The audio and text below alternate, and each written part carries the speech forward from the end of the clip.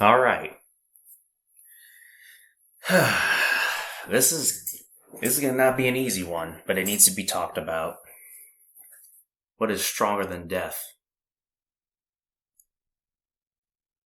It's a morbid topic, taboo even. No one likes talking about it. And it needs to be talked about because the reality of it is we all have to face it. It's awkward.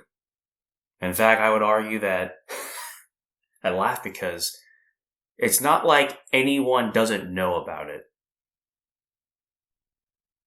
So they know about it. They just don't want to think about it. Death, disease, loss, pain, struggle, cheating, all of the things that we know that are real. We basically live our lives hoping hopefully that won't happen to me. Isn't that not the mindset? I know that cancer is real. I just hope it's not real for me.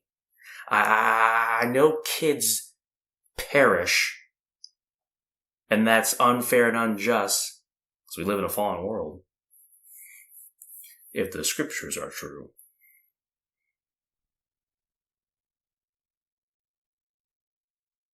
Oh boy. It doesn't really matter, right? It doesn't matter what answer I could say. It's rough. I'm not even trying to logically even comprehend that. But I do notice, I want to start with the first solution, which is gratitude. One of the greatest deceptions that we fall victim to is when we focus on what we lose or what we lost. Right? You focus so much on that, you fail to recognize how much you have left. I'll use this concept. We have Mother's Day. We have Father's Day. We have Christmas. We have Halloween. We have Independence Day. We have all these days dedicated for us to focus on a particular value or event in our society, at least for America. I mean, Thanksgiving, family, right? Well, sometimes these days can bring sadness because you don't have that. Who knows? Here's my point. Why don't we have Heart Day? Why don't we have Lung Day? Why don't we have I Can Still Walk Day? What happened to I Can See Day? I'm Still Breathing Day. I woke up this morning Day. Because the truth of the matter is, familiarity breeds contempt. Everything I just said, you've gotten for free. I would assume so. You came out the womb with all that stuff. So consequently, you're thinking to yourself, well, what do I don't have? Because your mind's already accepted. I have heart, lungs, legs. Who cares? Who gives a rip? Until they stop working. Then you start talking about it all of a sudden. It's interesting to note how we only are grateful about things when there's something wrong with them. Huh? Your mind's wired like that. You gotta know how your mind works. I'm not saying we all gotta get neurology degrees, but I am saying it's not a coincidence that we all have that mindset. Perhaps it's also culturally influenced as well. Here else. Who do you associate with? Are you associating yourself with people that just bring up all the things they don't have and forget all the things they do have? Probably not healthy. But I digress. You could also say, well, what if that's your family? Well, do everything in your power and listen to stuff that feeds you. How many things feed you versus take from you? But the second thing to death, there's a Bible verse where it says love is stronger than death. It's from the Song of Solomon, chapter 8, verse 6. Love is stronger than death. Some translations will say strong as death, but I'm not liking that too much. Here's what I'm trying to tell you. Everyone in the stories in history, they're dead. Existential crisis time, right? It's funny how we think about an existential crisis, because you think about, well, How valuable is my life in a comparison of the grand cosmos, and the world keeps on turning. I'm losing more stuff, getting more sad. Loss is a huge motivator. In fact, I would say it inspires most human beings to act, to live. And the reason why I'm doing this talk because I was in some group settings, and every now and then people go through that. It's a season. What I mean by a season is look at nature. Look at life itself. It has a cycle. Young, old, everything's very cyclic, if that's a word. Trees wither, the leaves fall, gives life to the tree. Now, if we're talking about unjust death, now I can see why, we go beyond the parameters of natural, why that seems bad. And very unjust. Now, I'm not saying you're wrong. You're absolutely right.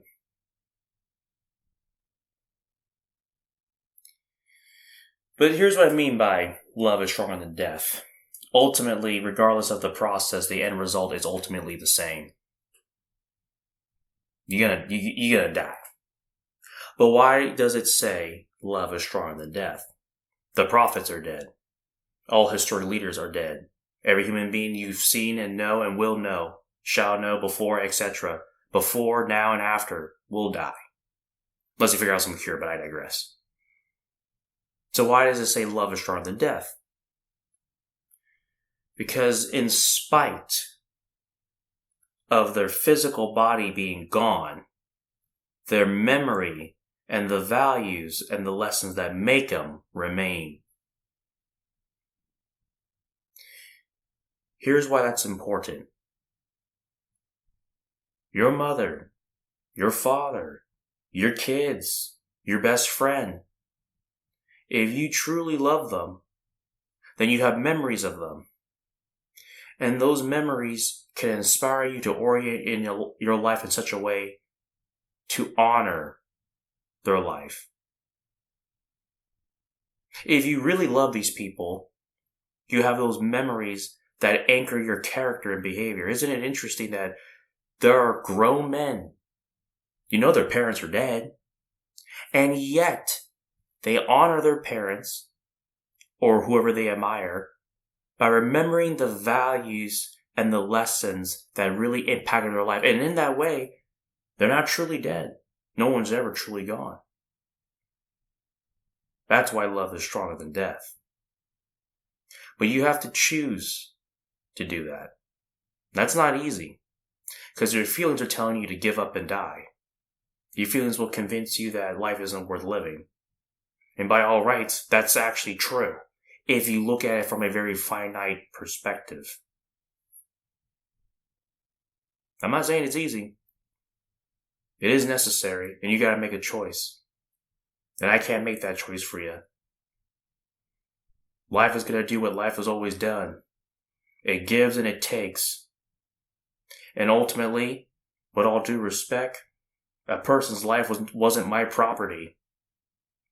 It is not like I'm talking to the council of creation and like, how would you feel if, okay, in that case, how about you decide when someone lives or dies? Who told you, well, a person is guaranteed 100 years of life, and boy, I sure hope nothing bad happens in between, because that would be unfair.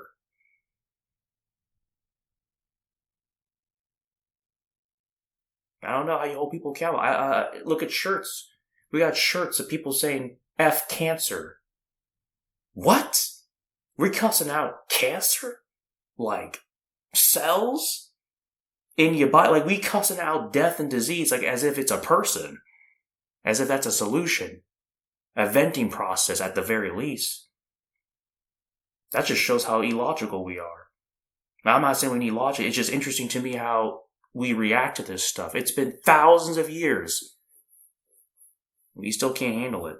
I'm not saying we should be apathetic, but I do believe that we need to be resilient to it. That's the real measure of leadership and strength. Strength doesn't mean the absence of oppression. It means that in spite of tragedies and hardships, you still live and push forward. I want to leave you with this. There's an anime. I'll see if you can look it up. But he was talking about, what would you say about the people that came before us? Were their lives meaningless? Right? That's the point, right? If someone's dead, was their life meaningless? Okay, so what about all the lives that came before us? Were their lives meaningless? Should they have never been born? No, they weren't. Their lives had meaning because we, the living, refused to forget them. And as we push forward to the uncertainty, the unknown, and live this life in spite of its hardships, we bear the hopes in our hearts that the same will be done for us, our successors. In a way, that justifies the suffering right there.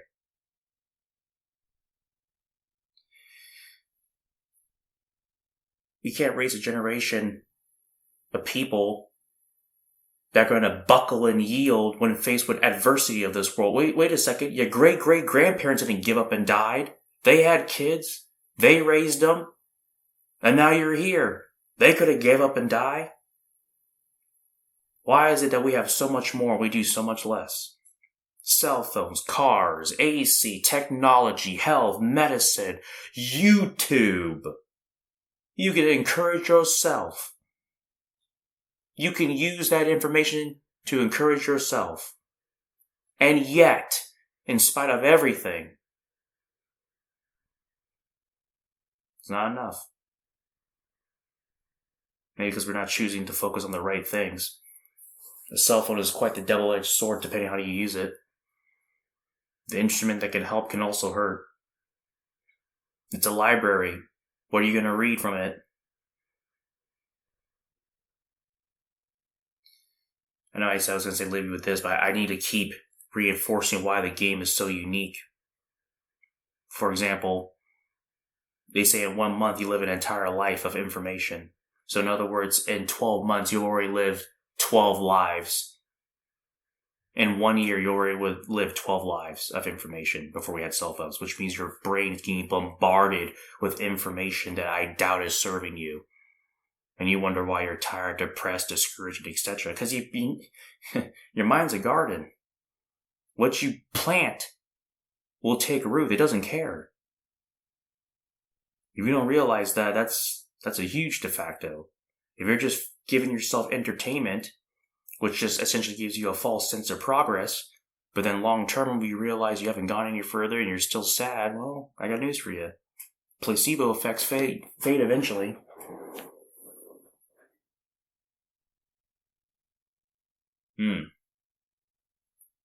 You gotta have a long-term perspective. You can't see your life as a finite moment. You can't make decisions in the moment or make a permanent decision over temporary circumstances. Your life has value. Everyone's life. And it's sad how it seems like death is the only way to make us appreciate life. Imagine if we lived in a world where people lived for 1,000 years, there was no death or destruction, which is the promise of, some religions. And it's interesting how it seems like we need to have death and disease and all this stuff because apparently it's the only thing that makes us have appreciation for each other. We don't have appreciation for each other, and we got that stuff going on, which is even more ironic. So I can't imagine if we didn't have it. We really probably wouldn't care about each other. Hate to say that, but human behavior is, well, we're seeing it and doing it. The proof is in the pudding, folks. We're all eating it.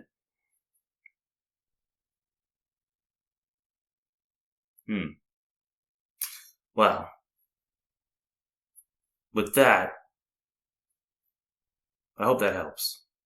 Whoever needed to hear this. You don't need to, I'm not saying what you're feeling isn't real. I'm not even saying be toxic positivity. But what I am saying is you may feel like you're in the trenches, but you're not in it by yourself. I'll leave you with this, for real this time. If you're hurting with a pain, maybe instead of lamenting over it, use that pain as power to help someone else with theirs. In other words, there's a story, the woman with the issue of blood. The story goes that she touched the hem of the Messiah's garment, Jesus Christ, and she was healed. It's interesting to note that in spite of her bleeding, it did not stop her from reaching. And your infirmities don't have to stop you either. You don't have to wait till everything is right to do what is right. You could help someone else out right now. And I believe that has a lot of power to it and a testament to one's character. Anyone can do things right when all the conditions are met. But it takes a special kind of person, and I believe these are the people who make history, make a difference for our society, who choose to help in spite of their own hurt, to serve in spite of their own suffering. I believe that's what it really boils down to. If you can do that, I think you can flip the script on how you feel. And you can probably say, like one of the greats before us, it was good for me that I was afflicted, for had I not been afflicted, I never would have seen the glory of God. It's a lot more nobler than woe is me. You can change your woes to wonders. But that's a decision you'll have to make. Because in the process of walking that out, you cannot walk the other path. So, love is stronger than death. But love isn't forced. You have to choose to walk that path. And I believe, if you can walk that path, you can survive any path. Alrighty. Well, I'll talk to you next time. Have a blessed day.